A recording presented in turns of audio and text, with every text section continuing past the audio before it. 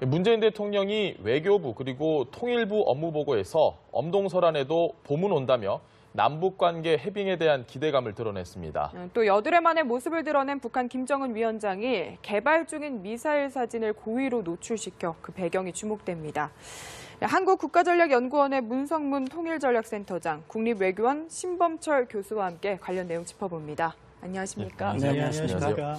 센터장님, 어제 이 주한미군 사령관들이 주한미군이 아닌 외부 군사력을 동원하면 굳이 우리가 한국의 동의를 받지 않고도 무력을 행사할 수 있다. 그러니까 북한을 공격할 수 있다. 이런 얘기를 했는데 사실 문재인 대통령이 계속해서 강조했던 게 우리 동의 없이 안 된다. 이 얘기였거든요.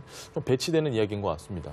네, 이제 일단 그렇게 들릴 수 있는데 전체적인 그분들의 맥락이 이제 무엇인지를 좀 봐야 될 것 같은데 지금 주한미군 사령관이 전직 주한미군 사령관들이죠. 예. 네, 그분들이 언급인데 거기서 얘기하는 것은 아마 저는 그렇게 이해를 했습니다. 그러니까 우리 대통령께서는 한반도에 전쟁이 일어나서는 안 된다. 그렇기 때문에 군사행동을 할 때는 우리에게 사전 통보하고 협의가 있어야 된다라는 걸 강조를 하신 거지요. 근데 이제 그분들의 얘기는 이런 것 같아요.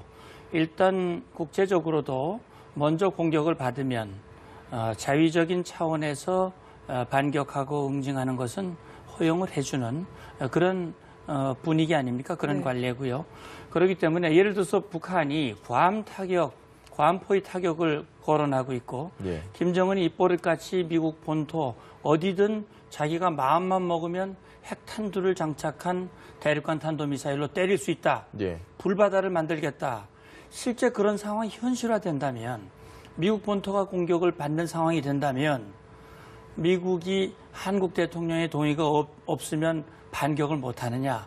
그런 거는 아니겠지요. 예. 그건 우리도 마찬가지입니다. 또 우리가 동맹국 아닙니까? 동맹이라고 하는 것은 공동의 적을 놓고 공동의 적이 동맹 한 나라를 공격하면 내가 공격당한 걸로 생각하고 함께 반격하는 거거든요. 예. 그러니까 만약에 북한이 미국을 공격했다면 그건 우리도 바로 반격을 해야 됩니다. 동맹국이기 때문에. 그래서 주한미군 사령관들의 얘기가 지금 우리 대통령의 그 언급과 배치되는 것이라고 생각되지는 않습니다. 왜냐하면 그런 상황이 된다면 당연히 우리 대통령도 동의를 하셔야 되겠죠. 예. 전쟁 상황인데. 그래서 그런 부분들에 대한 좀 어떤 배경 이해가 있었으면 좋겠다는 생각이 듭니다. 알겠습니다. 네. 교수님은 동의 없는 한반도 투입 어떻게 생각하십니까? 문성묵 장군님하고 같은 생각인데요. 일단 문재인 대통령께서 강조한 부분은 그 당시에 워낙 긴장이 고조되다 보니까 한반도 긴장을 완화시킬 필요성에서 일반적인 이야기를 하신 거고 또 한반도에서는 연합작전 체제가 가동되는데 그것을 갖다가 이제 대프콘을 향상시키고 전쟁을 위해서는 군 수뇌부, 그러니까 최고 군 통수권자인 대통령 간의 동의가 필요로 합니다. 예. 그런 부분을 강조하신 거고요. 전직 연합사 사령관들의 이야기는 미국이 공격받으면 당연히 공격할 수 있는 권리 측면을 갖다가 강조한 거기 때문에 대치된 기보다는 서로 조화를 이룰 수 있는 부분이다. 그렇게 생각합니다. 알겠습니다. 트럼프 대통령이 지금 양면 전술을 보이는 것 같다. 미국 내에서는 어쨌든 북한에 대한 추가 제재를 굉장히 강화한 추가 제재를 들어가면서 동시에 어젠 또 우리를 좀 존중하기 시작했다. 상당히 많은 제스처를 하면서 이 부분은 채찍과 당근을 동시에 주는 것이다. 이런 분석이 많습니다. 그럴 수 있죠. 근데 이제 트럼프 대통령이 그런 발언을 한 그 자리가 이제 자신들을 지지하는 그런 국민들을 모아놓고 이제 연설하는 자리에서 나온 거예요. 예. 그러면서 자기가 최근에 그 화염과 분노 그런 아주 강력한 발언을 하고 그것 때문에 북한이 반발하면서 8월 위기설, 전쟁설 이런 것들이 나왔단 말이죠. 근데 트럼프 대통령은 자기의 그런 강력한 발언, 그것이 효과를 보고 있다. 예. 다시 말하면 북한이 자기들을 존중한다는 의미는 북한이 이 트럼프 대통령이 말이 아니라 행동으로 옮길 수 있기 때문에 그걸 잘 새겨듣고 이제는 꼬리를 내리고 미국의 요구에 순응할 가능성이 있다고 본다. 예. 다시 말하면 자기의 발언이 굉장히 효과를 얻고 있고 그것이 결과로 이어질 수 있다. 이제 이런 취지의 발언을 했고 또 공교롭게도 그때 틸러슨 장관도 이제 북한과의 대화의 가능성 언급을 했어요. 그러나 틸러슨 장관이 언급한 걸 저도 봤는데 말미에 그런 얘기를 했어요. 북한이 해야 할 일이 있다. 이렇게 얘기를 했습니다. 예. 북한이 해야 할 일이 있다고 하는 것은 비핵화를 전제로 한 대화가 돼야 한다라는 얘기거든요. 역시 트럼프 대통령이 대화 가능성을 얘기하면서도 한편으로는 어떤 압박의 채찍을 지금 가동하고 있거든요. 예. 중국과 러시아 기업을 제재하고 또 세컨더리 보이콧 3자 제재의 가능성을 언급하고 있고 예. 그다음에 한편에서는 또 북한을 향한 공격 역량을 과시하는 그런 것들을 보여주고 있잖아요. 결국은 미국은 북한이 앞서 말씀드린 대로 비핵화를 전제로 한 대화에 나오지 않는다면 예. 결과는 이렇게 될 것이다. 그러니 현명한 선택을 해라. 나는 당신이 현명한 선택을 할 것으로 기대한다.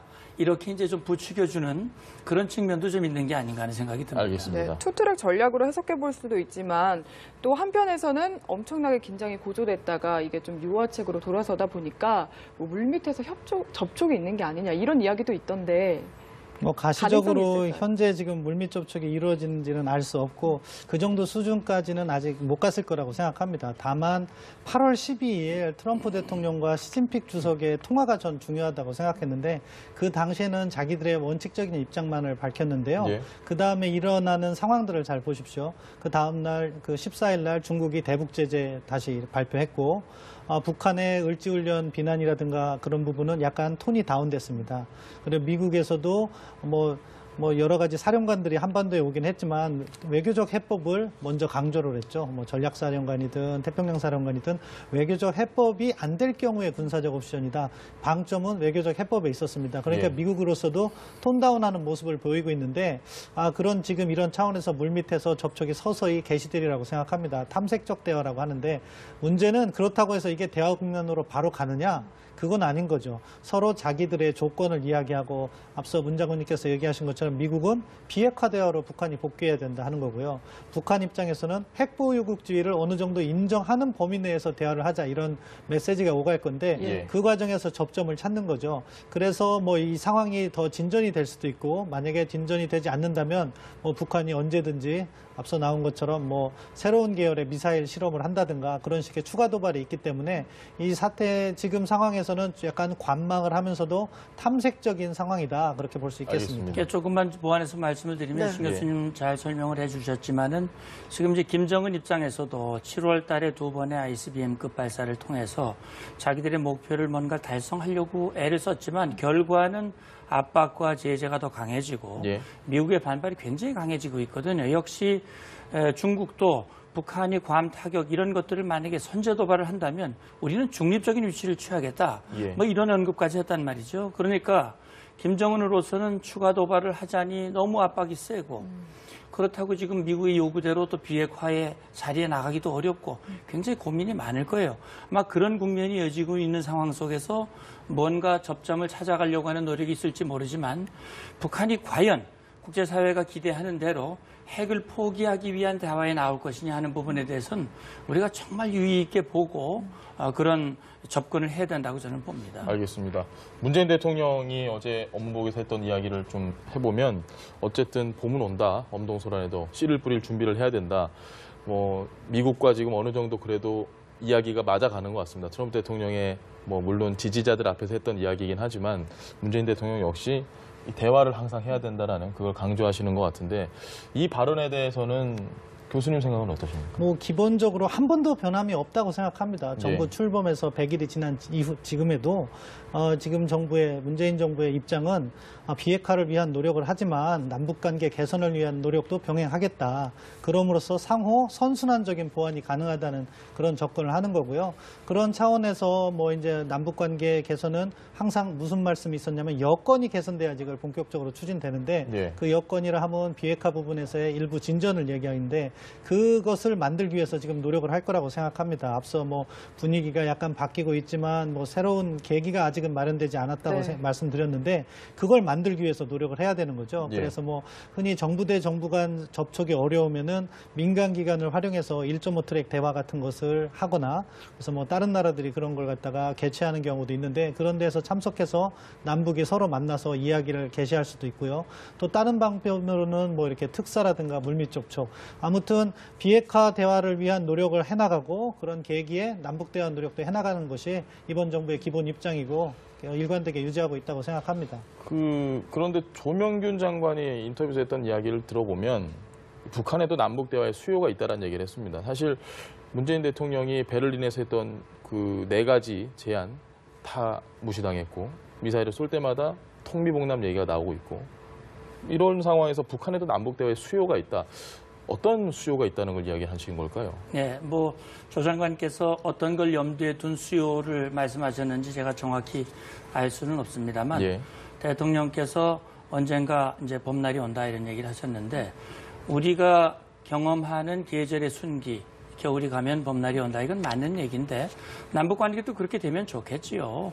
그런데 우리 정부가 뭐 여러 번 이 정부들이 바뀌었습니다만 대체적으로 유지해오는 맥은 화해 협력 정책이거든요. 예. 남북 관계를 개선하겠다. 화해를 바탕으로 연합과 통일로 가겠다라고 하는 큰 통일 정책의 맥락은 같이 하고 있습니다. 그런데 문제는 1972년 7.4 공동성명이 나오고 45년의 세월이 흘렀어요. 네. 수백 번의 대화를 갖고 수많은 합의들이 있었습니다. 예. 남북관계 지금 경색 국면에 있잖아요. 그 원인이 어디에 있을까요? 우리는 남북관계를 개선하고 싶지만 북한은 단 한 번도 남북관계 개선에 진정성을 가진 적이 저는 없었다고 봅니다. 네. 아직도 그런 생각은 저는 없다고 생각을 해요.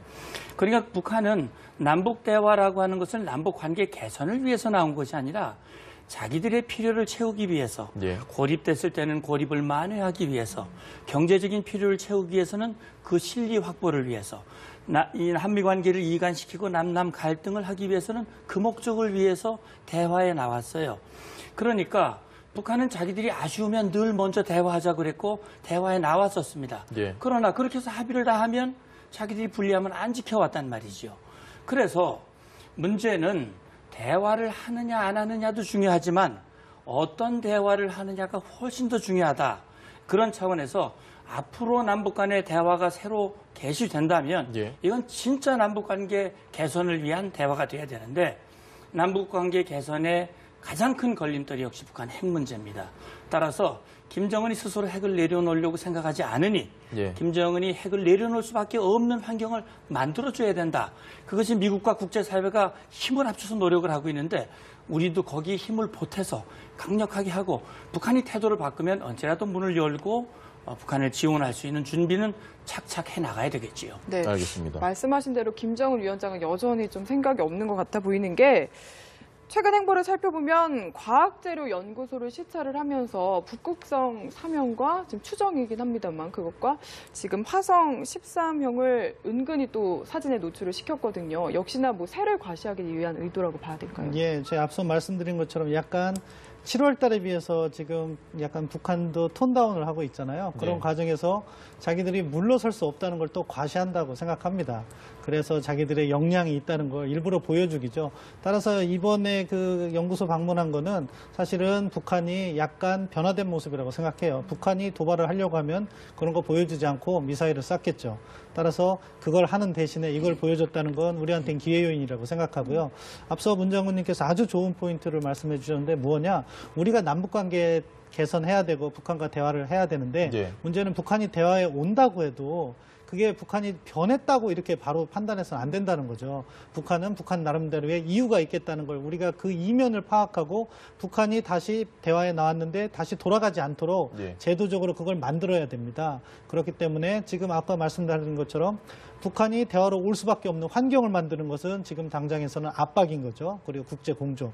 그래서 북한이 대화에 나오면 우리는 북한에게 인센티브를 많이 제공하지만 만약에 북한이 변화된 모습으로 돌아간다고 하면 과거에 있었던 제재들, 압박 수단 그것이 자동적으로 이렇게 부활할 수 있는 그런 체제를 만들면서 우리가 대화를 준비해야 된다. 그렇게 생각합니다. 알겠습니다.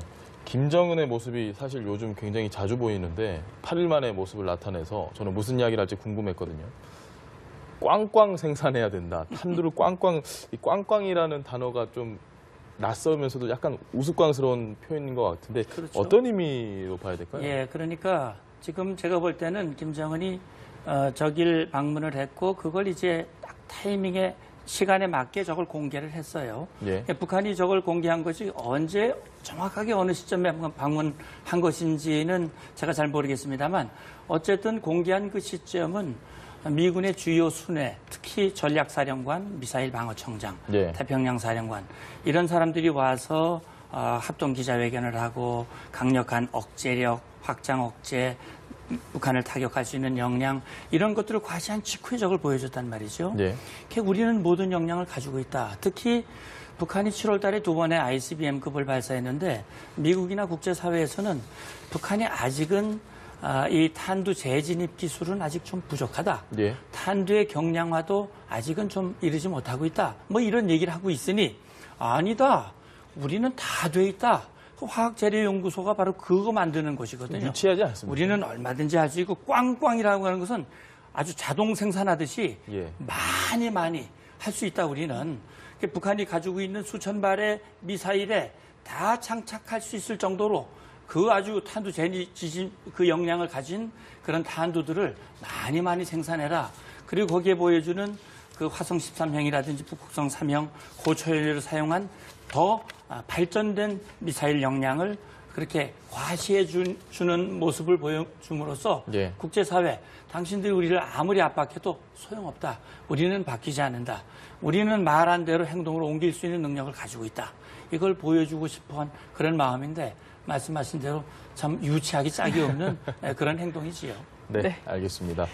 오늘은 여기까지 저희가 좀 대화를 나눠봐야 될 것 같습니다. 말씀 고맙습니다. 네, 잘 고맙습니다. 들었습니다. 고맙습니다.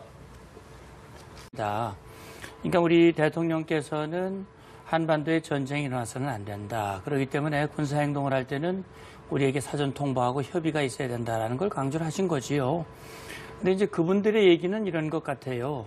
일단 국제적으로도 먼저 공격을 받으면 자위적인 차원에서 반격하고 응징하는 것은 허용을 해주는 그런 분위기 아닙니까? 그런 네. 관례고요.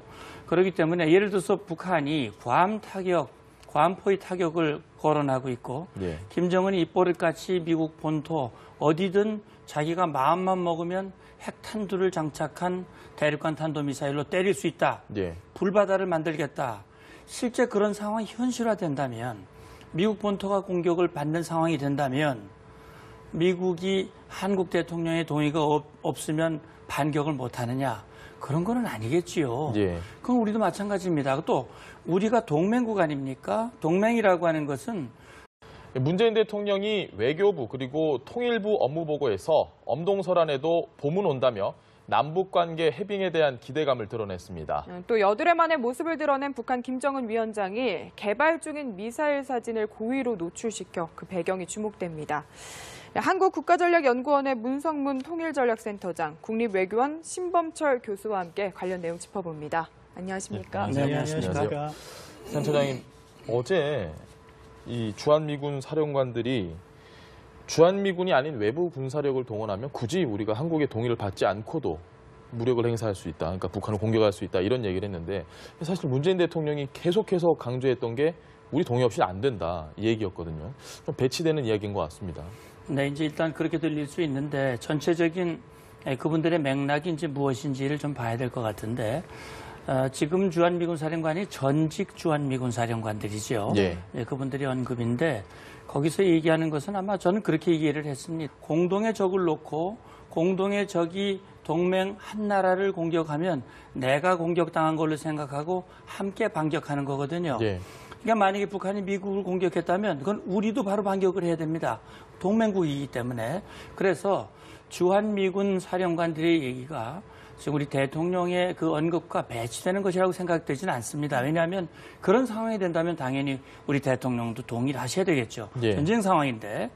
그래서 그런 부분들에 대한 좀 어떤 배경 이해가 있었으면 좋겠다는 생각이 듭니다. 알겠습니다. 교수님은 동의 없는 한반도 투입 어떻게 생각하십니까? 문성묵 장군님하고 같은 생각인데요.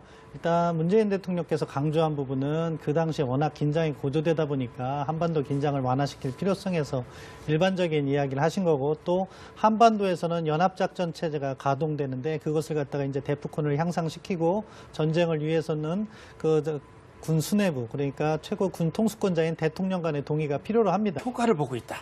예. 다시 말하면 북한이 자기들을 존중한다는 의미는 북한이 이 트럼프 대통령이 말이 아니라 행동으로 옮길 수 있기 때문에 그걸 잘 새겨듣고 이제는 꼬리를 내리고 미국의 요구에 순응할 가능성이 있다고 본다. 예. 다시 말하면 자기의 발언이 굉장히 효과를 얻고 있고 그것이 결과로 이어질 수 있다. 이제 이런 취지의 발언을 했고 또 공교롭게도 그때 틸러슨 장관도 이제 북한과의 대화의 가능성 언급을 했어요. 그러나 틸러슨 장관이 언급한 걸 저도 봤는데 예. 말미에 그런 얘기 있어요. 북한이 해야 할 일이 있다. 이렇게 얘기를 했습니다. 예. 북한이 해야 할 일이 있다고 하는 것은 비핵화를 전제로 한 대화가 돼야 한다라는 얘기거든요. 역시 트럼프 대통령이 대화 가능성을 얘기하면서도 한편으로는 어떤 압박의 채찍을 지금 가동하고 있거든요. 예. 중국과 러시아 기업을 제재하고 또 세컨더리 보이콧 3자 제재의 가능성을 언급하고 있고 예. 그다음에 한편에서는 또 북한을 예. 그런 부분을 강조하신 거고요. 그 전직 그 연합사 사령관들의 이야기는 미국이 공격받으면 당연히 공격할 수 있는 권리 측면을 갖다가 강조한 거기 때문에 뭐 대치된기보다는 서로 조화를 이룰 수 있는 부분이다 그렇게 생각합니다. 알겠습니다. 트럼프 대통령이 지금 양면 전술을 보이는 것 같다. 미국 내에서는 어쨌든 북한에 대한 추가 제재를 굉장히 강화한 추가 제재를 들어가면서 동시에 어젠 또 우리를 좀 존중하기 시작했다. 상당히 많은 제스처를 하면서 이 부분은 채찍과 당근을 동시에 주는 것이다. 이런 분석이 많습니다. 그럴 수 있죠. 근데 이제 트럼프 대통령이 그런 발언을 한 그 자리가 이제 자신들을 지지하는 그런 국민들을 모아놓고 이제 연설하는 자리에서 나온 거예요. 예. 그러면서 자기가 최근에 그 화염과 분노 그런 아주 강력한 발언을 하고 그것 때문에 북한이 반발하면서 8월 위기설, 전쟁설 뭐 이런 것들이 나왔단 말이죠. 근데 트럼프 대통령은 자기의 그런 강력한 발언, 그것이